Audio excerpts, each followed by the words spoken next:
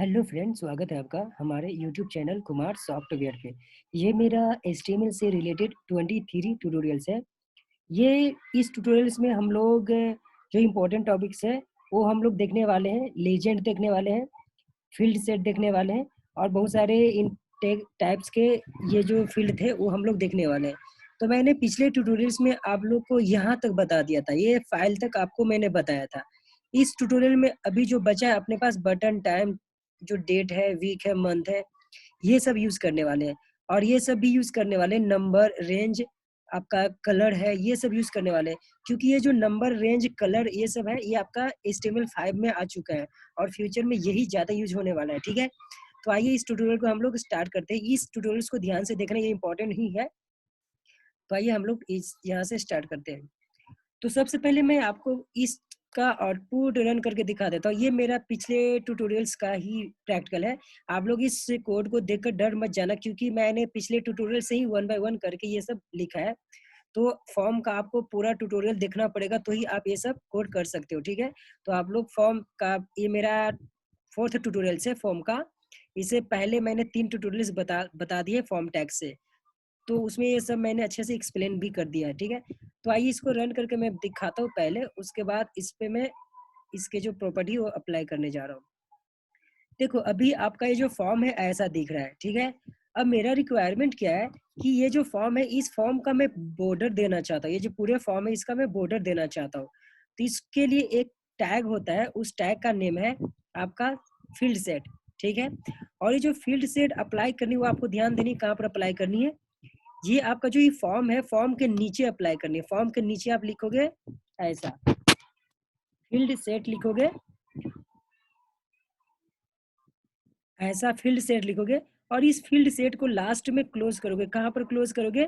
आपका जहाँ पर फॉर्म खत्म हो रहा है उसके जस्ट ऊपर। देखो ये फॉर्म यहाँ खत्म हो रहा है, इसके जस्ट ऊपर मेरे को ये फील्ड सेट को क्लोज करनी है। ठीक है, अब देखो जैसे ही मैंने ये फील्ड सेट दिया, ये आपका बॉर्डर बन चुका आपके फॉर्म में। आई होप कि आपको समझ में आ चुका होगा कि बॉर्डर कैसे फॉर्म में बनाते हैं। अब मान के चलो कि ये जो मेरा फॉर्म है, इस फॉर्म का कुछ नेम देना चाहता हूँ। इस फॉर्म का कुछ नेम देना चाहता हूँ, तो इसके लिए आपको यूज करना पड़ता है, यहाँ पर आपको यूज करना पड़ता है लीजेंड। तो आपको ध्यान क्या देनी है, जो फील्ड सेट है इसके नीचे आपको यूज करनी है। तो इसके नीचे मैं यूज करूंगा, इसके नीचे मैं लिखूंगा लीजेंड। ये आपका लीजेंड नाम का प्रॉपर्टी है। इस प्रॉपर्टी को क्लोज कर देता हूँ मैं, यहाँ पे लीजेंड को क्लोज किया। अब इसके अंदर में मैं जो लिखूंगा ये आपके फॉर्म के ऊपर, ये जो लाइन है लाइन के बीच में दिखेगा। देखो मैं यहाँ पर लिखता हूँ स्टूडेंट रिकॉर्ड, रिकॉर्ड। ठीक है, या फिर यहाँ पर ऐसा लिखता हूँ स्टूडेंट फॉर्म। अब देखो जैसे मैंने स्टूडेंट फॉर्म लिखा, ये यहाँ पर देखो, यहाँ पर दिख रहा है स्टूडेंट्स फॉर्म। क्लियर है? तो अगर आप इस फॉर्म को नेम देना चाहते हो, आप ऐसा नेम दे सकते हो। उसके लिए हम लोग लीजेंड यूज करते हैं। इस लीजेंड को ओपन किया, क्लोज किया, इसके अंदर में आपको जो लिखना है लिख सकते हो। ठीक है, अब यहाँ पर देखो कितना अच्छा लग रहा है कि ये जो आपका लाइन है लाइन के अंदर में ही आ रही है। ठीक है, ये था आपका ये प्रॉपर्टी। अब हम लोग नेक्स्ट जो अपना बचा हुआ है उसको देख लेते हैं। जो आपका क्या बचा है, यहाँ पर देखो अपना डेट बचा हुआ है, टाइम बचा है, वीक, ये सब हम लोग देखते हैं। इससे पहले मैं बटन बता देता हूँ। बटन भी आपका सिंपल इसके जैसा है। जो यहाँ पर आपने ये जो सबमिट यूज किया है इसके जैसा ही आपका, जैसे मान के चलो कि यहाँ पर मैं एक बटन बनाता हूँ। यहाँ पर मैंने लिखा है इनपुट, इनपुट टाइप में मैंने इक्वल टू बटन लिख दिया। ठीक है, अब देखो बटन लिखा तो एक मेरा बटन सिंपल ये बन चुका है। ठीक है, अब यहाँ पर इसका वैल्यू में नेम दे देता हूँ। ठीक है, अब इसका मान लो कि मैंने लॉगिन का मैंने नेम दिया। अब देखो लॉगिन नाम का एक बटन बन चुका है। ये आपका जैसे आपका सबमिट है इसके जैसा ही है आपका बटन। ठीक है, तो ये था बटन। अब हम लोग डेट देख लेते हैं, डेट, टाइम, ये सब फॉर्मेट कैसे यूज किया जाता है, ये इंपॉर्टेंट है, ध्यान देना। क्योंकि आप कैसा भी एप्लीकेशन बनाते हो तो वहाँ पर आपको डेट यूज करना होता है, मंथ यूज करना होता है ना, वीक यूज करना होता है। तो उसको देखते हैं कैसे अप्लाई करते हैं। तो सबसे पहले यहाँ पर मैं लिखने जा रहा हूँ, ध्यान देना। यहाँ पे सबसे पहले मैं क्या लिखूंगा, इनपुट लिखूंगा, जो कि आपको पता है, ये मैंने पहले ही लेक्चर में बता दिया था कि इनपुट का यूज क्या है। अगर आपको यूजर से इनपुट लेनी है तो इनपुट लिखते हैं। यहाँ पर टाइप लिखनी है, और अपने को कौन सी टाइप करनी है, अभी मैं डेट का बताता हूँ। तो यहाँ पर मैं लिखूंगा डेट, ठीक है, डेट लिखा मैंने, और यहाँ पर इसका नेम दे दो। सपोज मैंने इसका नेम दे दिया, डेट ही नेम दे देता हूँ। आपको पता है ये नेम के थ्रू हम लोग बैकएंड से ये गेट करते हैं इसके इस डेट को। ये सब मैं नेक्स्ट ट्यूटोरियल में बता दूंगा फाइनली। और यहाँ पर आप वैल्यू देना चाहे तो वैल्यू दे सकते हो, वैल्यू इक्वल टू डेट।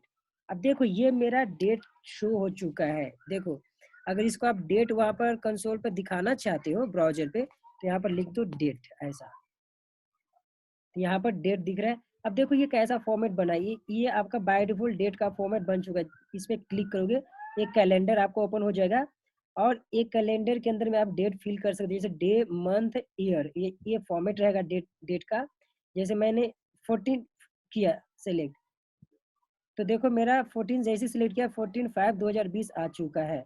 तो ये था आपका डेट का फॉर्मेट। तो अगर आपको डेट यूज करनी है तो आप ऐसे डेट यूज कर सकते हो, ठीक है।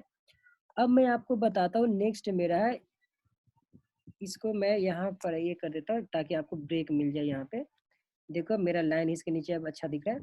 अब मैं ऐसे ही एक और मैं यूज करने जा रहा हूँ जिसका नेम है मंथ। अब ये जो डेट है, डेट में ही मैं मंथ लिख दूंगा। देखो यहाँ पर मंथ लिखता हूँ, तो मंथ में देखो क्या होगा कि जैसे आप यहाँ पर क्लिक करोगे तो आपका डेट तो रहेगा ही, मंथ भी यहाँ पर शो होगा। जैसे देखो मैंने ये क्लिक किया तो मैं मेरा मंथ का नेम बता दिया, और मेरा ये भी बता दिया कि 2020 में, ठीक है। तो ये था आपका मंथ के लिए। तो यहाँ पर डेट की जगह पर आप मंथ कर देना। तो वैसे ही हम लोग वीक को भी देख सकते हैं। जैसे यहाँ पर मैं वीक यूज करूंगा तो आपका वीक के अकॉर्डिंग ये आ जाएगा, ठीक है। आपको पूरा एक कैलेंडर ओपन होगा और इसमें पूरा मेंशन हो जाएगा वीक आपका 19, पूरा मेंशन आपका हो जाएगा, ठीक है। ये था आपका डेट मंथ कैसे यूज करते हैं। अब मेरा क्या बच गया देख लेते हैं। अब देखो मेरा टाइम हो चुका है, बटन हो गया, डेट हो गया, ये सब मेरा हो चुका है। ये डेट टाइम लोकल है, आपका वैसा ही है। इसमें क्या होता है कि आपका फुल इंफॉर्मेशन मिलता है, जैसे आपका डेट भी और टाइम भी बताता है, डे मंथ ईयर और टाइम भी बताएंगे आपको, ठीक है।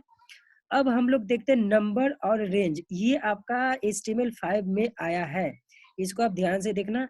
नंबर और रेंज जो है ये सब HTML5 में है, ठीक है। तो यहाँ पर मैं क्या लिखता हूँ कि मैं यहाँ पर पहले इनपुट टाइप लिख दिया, टाइप लिख दिया। अब टाइप में मैं नंबर लिखने जा रहा हूँ। तो यहाँ पर जैसे ही मैंने नंबर लिखा तो मेरा एक वाइट बोल बन जाएगा, देखो ये। अब उसको मैं यहाँ पर ब्रेक लगा देता हूँ ताकि आपको अच्छा दिखे, ठीक है, नीचे ये वाला, ठीक है। अब यहाँ पर नंबर में भी मैं यहाँ पर नेम लिख सकता हूँ। नेम इक्वल टू मैंने लिखा, नंबर ही लिख देते हैं, आपको जो लिखना लिखो नेम में। अब यहाँ पर कुछ नहीं दिख रहा है तो यहाँ पर कुछ तो दे दो कि स्टूडेंट, स्टूडेंट रोल, ठीक है। अब देखो जैसे ही मैं यहाँ पर क्लिक करूंगा, यहाँ पर देखो नंबर मिल चुका है। देखो ये नीचे क्लिक करोगे माइनस में जाएगा, ऊपर क्लिक करोगे प्लस में जाएगा, 0 से स्टार्ट होगा, 1 2 3 4 5 अनफाइनाइट जाएगा, ठीक है, अनलिमिटेड है, ठीक है। आपको जो नंबर बाय डिफॉल्ट लेनी है, करने का मतलब कि अगर आपको कीबोर्ड से कोई नंबर नहीं मिली है, बाय डिफॉल्ट यहाँ से लेनी है, आप ले सकते हो। अब यहाँ पर इसका ये नंबर जो है, इस नंबर का खुद का एक प्रॉपर्टी भी है। उस प्रॉपर्टी का नेम होता है मीन और मैक्स। तो मीन मैक्स का क्या यूज होता है, चलिए देखते हैं। यहाँ पे मीन का यूज क्या होता है कि देखो अभी तक तो मेरा नंबर कहीं से 0 से स्टार्ट हो रहा है, अनलिमिटेड तक जा रहा है।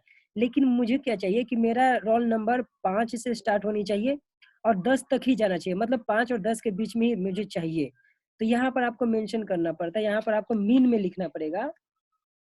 ये जो मीन आपका प्रॉपर्टी है नंबर का, तो मीन में मान लो कि मैं 5 से स्टार्ट करना चाहता हूँ, और इसको मैं एंड कहाँ चाहता हूँ, एंड में इसको 10 पे करना चाहता हूँ। तो यहाँ पर मैक्स लिखना पड़ेगा।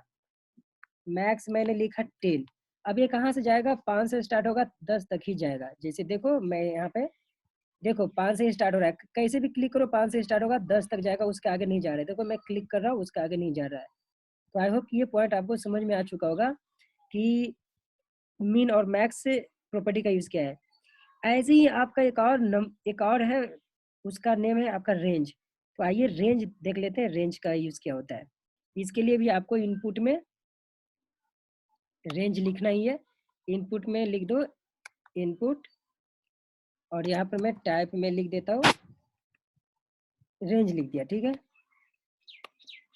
यहाँ पर मैंने रेंज दे दिया। अब यहाँ पर इसका भी मैं नेम दे देता हूँ। मान लो कि मैंने रेंज ही दिया, आपको जो नेम देना दे सकते हो, यहाँ पर कोई ये नहीं है। जब आप नेम के अंदर में जो लिखना लिखो, लेकिन यहाँ पर रेंज ही चाहिए। आप अपने मन से नेम यहाँ पर दे सकते हो नेम के अंदर में, बट यहाँ पर नहीं। वैल्यू में भी आपको जो देना दो, वही चीज आपको वहां पर दिखेगा, लेकिन ठीक है। अब देखो ये रेंज में क्या होता है कि ये मेरा रेंज बन चुका है। देखो ये जो पार्ट है मेरा, ये रेंज का है। जैसे देखो यहाँ से यहाँ तक जा रहा है, ऐसा ये रेंज दिखा रहा है, ठीक है। अब ये जो रेंज है, इस रेंज का भी आपका प्रॉपर्टी होता है।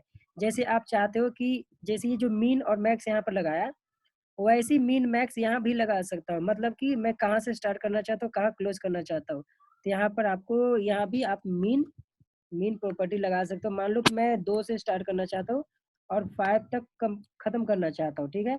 यहाँ पर 5 लिखा। अब इसको मैं check करता हूँ। देखो बाय डिफॉल्ट 2 से ही स्टार्ट हो रहा है और देखो 5 तक ये जाएगा, ठीक है। इसके आगे है ही नहीं, क्योंकि मैंने 5 तक दिया, इसके आगे नहीं है, ठीक है। तो आई होप ये पॉइंट समझ में आ चुका होगा। अब फाइनली मैं एक और ट्यूटोरियल बनाने जा रहा हूँ, जिसमें मैं आपको क्या दिखाऊंगा कि ये जो फॉर्म आप भर रहे हैं, ये सब फॉर्म को फिल करने के बाद जैसे ही मैं रजिस्टर पे क्लिक करूंगा, मेरे दूसरे पेज पर मेरा आउटपुट भी आनी चाहिए। क्लियर है? जैसे ही मैं रजिस्टर पे क्लिक करूंगा, मेरे दूसरे पेज पे आउटपुट भी आनी चाहिए। और एक और इम्पोर्टेंट प्रॉपर्टी है, वो प्रॉपर्टी मेथड का है। सॉरी, ये आपका प्रॉपर्टी प्रॉपर्टी नहीं है, ये जो फॉर्म है यहाँ पे, आपका जो फॉर्म है यहाँ पे मैं दिखा देता हूँ। जो फॉर्म टैग मैंने स्टार्टिंग में फर्स्ट लेक्चर में बताया था, ये जो फॉर्म टैग है, इस फॉर्म टैग का 2 इम्पोर्टेंट और मेथड्स है। उस मेथड्स को हम लोग डिटेल्स में देखने वाले हैं। और ये जो है मेथड्स, वो आपका इंटरव्यू में पक्का पूछता ही है। वो आपको, उस मेथड्स का नेम है गेट और सेट। गेट और पोस्ट मेथड्स का नेम है। उस गेट और पोस्ट मेथड्स के बारे में हम डिटेल्स में नेक्स्ट ट्यूटोरियल में देखने वाले हैं। वो ध्यान से देखना, क्योंकि वो इंटरव्यू में पूछे जाते हैं, ठीक है। और नेक्स्ट ट्यूटोरियल में हम लोग ये भी देखेंगे कि ये सब जो भी वैल्यू है, हम लोग जावा का थोड़ा कोड में करूंगा, और इसको सबमिट करने के बाद में दूसरा पेज पे मेरा जाना चाहिए, ठीक है। तो नेक्स्ट ट्यूटोरियल आपका बहुत ही इंपॉर्टेंट है, आप लोग देखना मत भूलना। आई होप ये ट्यूटोरियल आप लोग को समझ में आ चुका होगा। अगर समझ में नहीं आया तो आप कमेंट बॉक्स में लिख सकते हो कमेंट। मैं आपको कोशिश करूंगा दूसरे तरीके से समझाने के लिए। तो जिनको ये कोड लिखनी है, आप लिख सकते हो। ये पूरा कोड देखकर आपको डरना नहीं है, क्योंकि ये मेरा छोटा, मतलब कि 1 बाय 1 ये कोड किया है मैंने। तो इसके लिए आपको लेक्चर 1 से लेक्चर 4 तक देखना पड़ेगा। ये मेरा फॉर्म टैग का 4 लेक्चर था। चलो आज इस लेक्चर में इतना ही। Bye bye, thank you.